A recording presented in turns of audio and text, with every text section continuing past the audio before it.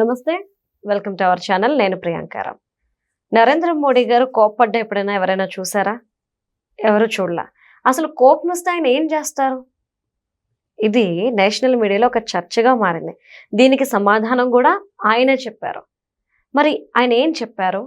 తర్వాత కోపం వచ్చినప్పుడు ఆయన దాన్ని ఎలా అణుచుకుంటారు అనేది కూడా ఆయన మాటల్లోనే ఆయన స్వయంగా చెప్పారు. మరి అవేంటి అనేది తెలుసుకుందాం. మనతో మాట్లాడడానికి సీనియర్ జర్నలిస్ట్ శేషరావు గారు ఉన్నారు. మాట్లాడేద్దాం.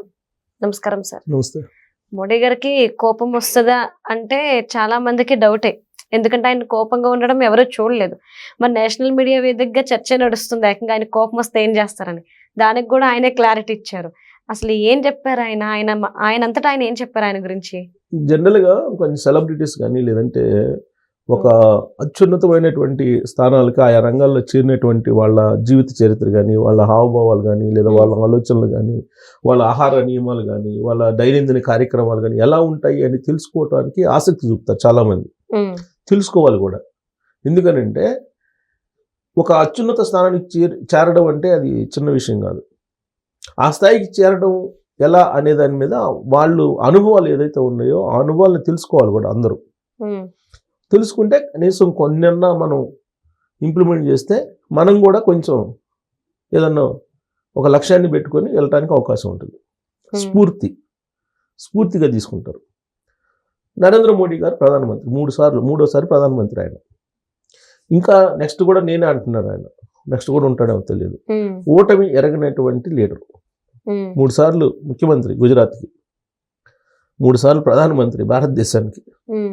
సో ఇంతవరకు ఆయన ఓడిపోయిన దాఖలాలు లేవు. అధికారం ఒకసారి ఎక్కడమే కానీ ఎక్కిన తర్వాత దిగినటువంటి దాఖలాలు లేవు. ఇది ఆయన పొలిటికల్ చరిత్ర. మరి అంత విజయానికి కారణాలు ఏంటనేది తెలుసుకోవాలని చాలామంది ఆసక్తిగా ఉంటారు, ప్రత్యేకించి రాజకీయ నాయకులు కదా. సో ఆయన ఎన్డీఏ ఎంపీలకి డిన్నర్ ఇచ్చారు. ఆ డిన్నర్లో ఆయన అన్ని టేబుల్స్ దగ్గరికి వెళ్తారు, జనరల్గా వెళ్తారు కదా. వెళ్ళినప్పుడు వాళ్ళు ఒక్కొక్కళ్ళు ఒక్కొక్క రకమైనటువంటి క్వశ్చన్స్ వేశారు.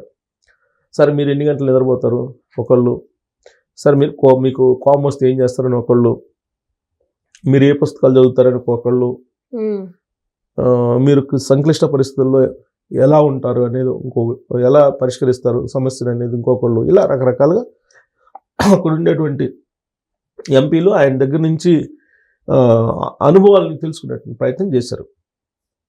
ఆ మధ్యకాలంలో లోకేష్ గారు సతీ సమేతంగా వెళ్ళి, కుటుంబ సమేతంగా వెళ్ళి నరేంద్ర మోడీ గారు విందుని ఆస్వాదించారు. అప్పుడు కూడా కొన్ని సీక్రెట్లు, విజయ రహస్యాలు చెప్పాడు. ఎవరికి? లోకేష్ గారికి.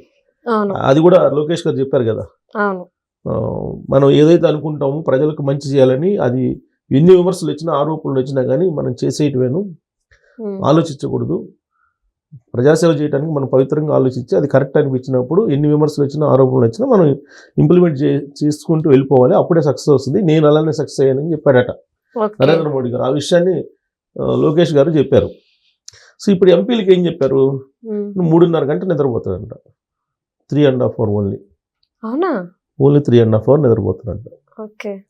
అది ఆ 3.5 గంటలు డీప్ స్లీప్ ఉంటుందంట. ఆ తర్వాత నిద్రపోరంట. తర్వాత వర్క్, దైనందిన జీవితం, దైనందిన కార్యక్రమాలు ఇవన్నీ ఉంటాయి అని చెప్తూ కోపం వస్తే ఏం చేస్తారు మీరు అనేది ఇంకో క్వశ్చన్ ఎంపీల దగ్గర నుంచి. అది కోపం వస్తే ఏం చేస్తారంటే ఆయన ఏం చెప్పారంటే, నేను ఇంతవరకు ఏ అధికారి మీద ఎప్పుడు కోపడలేదు. నేను ఇట్టి సంక్లిష్ట పరిస్థితుల్లో కూడా నేను ఏ అధికారి మీద ఎప్పుడు కోపడలేదు.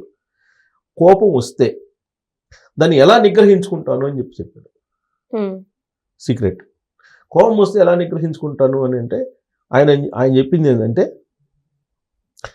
ఎవరి వల్ల కోపం వచ్చింది, ఎందుకు కోపం వచ్చింది, ఆ టైంలో వాళ్ళు ఏం చేశారు అనేది పేపర్ మీద రాసుకుంటాడంట.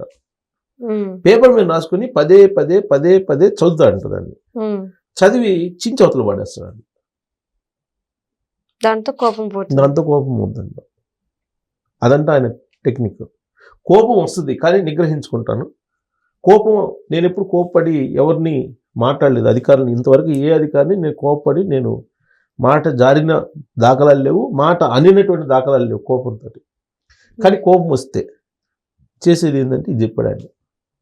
ఎందుకు వచ్చింది, ఆ కోపం ఎవరు రప్పించారు, దానికి గల కారణాలు ఏంటి, ఏ సందర్భంలో వచ్చింది, ఇవన్నీ రాసుకొని అది పదే చదువుతాడు. చదివిన తర్వాత చించేస్తాడు పేపర్లు. అలా చేస్తాను నేను అని చెప్పి చెప్పాను. ఇంకోటి ఏంటి, మీరు ఏ ఏ ఏ పుస్తకాలు ఎక్కువ చదువుతారు, ఎవరు మీకు ఆదర్శం అని అడిగారు. బెంజమిన్ ఫ్రాంక్లిన్ అని చెప్పాడు. బెంజమిన్ ఫ్రాంక్లిన్ జీవిత కథని నేను ఇన్స్పైర్గా చేసుకుంటాను అని చెప్పి చెప్తూ గోద్రాకు సంబంధించినటువంటి దాన్ని కూడా ఉదహరించాడు. ఎంపీలతోటి డిన్నర్ కబుర్లు ఇవన్నీ.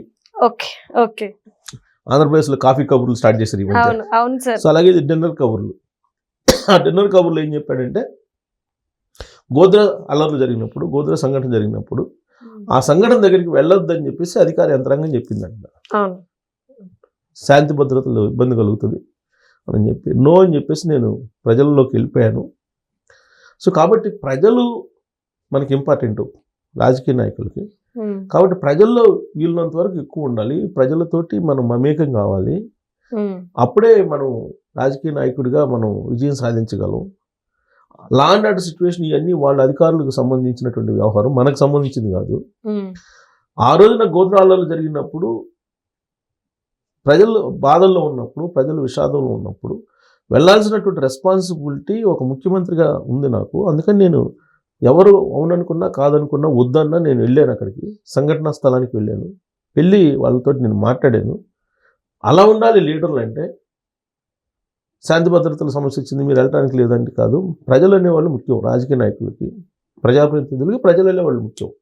ప్రజలు బాధల్లో ఉన్నప్పుడు వెళ్ళలేనటువంటి పదవులు అవసరం లేదు మనకి. సో కాబట్టి ఆ దృక్పథంతో నేను ఇంతకాలం పాటు ఉన్నాను, ఇప్పుడు కూడా అదే అనుసరిస్తున్నాను అని చెప్పి ఆయన షేర్ చేసుకున్నటువంటి అంశాలు ఇవి. ఈ అంశాల్లో ఆశ్చర్యకరమైనటువంటి విషయం ఏంటంటే, ఆయన 3.5 గంటలు నిద్రపోతాడు. అవును సార్, నాకు చంద్రబాబు నాయుడు గారు ఆశ్చర్యం అంటే మామూలుగా ఆశ్చర్యపోతారు నరేంద్ర మోడీ గారు. కానీ చంద్రబాబు నాయుడు గారు 2.5 గంటల నుంచి 3 గంటల నిద్రపోయారు చంద్రబాబు నాయుడు గారు. ఎగ్జాక్ట్గా 3 గంటలకు లేస్తారు చంద్రబాబు నాయుడు గారు, 3కి లేస్తారు. ఆయన 11 కట్ట అనుకుంటారు, 12, 1, 2:30 కల్లా లేస్తారు. 3కి యోగా మొదలు పెడతారు. 5 కల్లా విజిటర్స్ని కలవడానికి ఇంటెలిజెన్స్ ఉంటుంది కదా, ఇంటెలిజెన్స్ రిపోర్ట్ తీసుకుని 5 కల్లా రెడీ అయిపోతారు చంద్రబాబు గారు. సో సక్సెస్ఫుల్ మ్యాన్స్ ఎప్పుడు కూడా, అందుకే నేను చెప్పింది స్టార్టింగ్లో, వాళ్ళు సక్సెస్ఫుల్ ఎవరైతే ఉన్నారో, సక్సెస్ఫుల్గా సమాజంలో ఎవరైతే నిలుస్తారో వాళ్ళ యొక్క జీవిత చరిత్ర కానీ, లేదంటే వాళ్ళ యాక్టివిటీస్ని కానీ, లేదంటే వాళ్ళ యొక్క సంబంధించిన ఆలోచనలు కానీ, ఇవన్నీ మనం తెలుసుకొని వాటిని అనుసరించాలి. అనుసరించినప్పుడే ఖచ్చితంగా మనం కూడా ఎంతో కొంత, వాళ్ళంత కాకపోయినా ఎంతో కొంత ముందుకెళ్తాం. Thank you so much.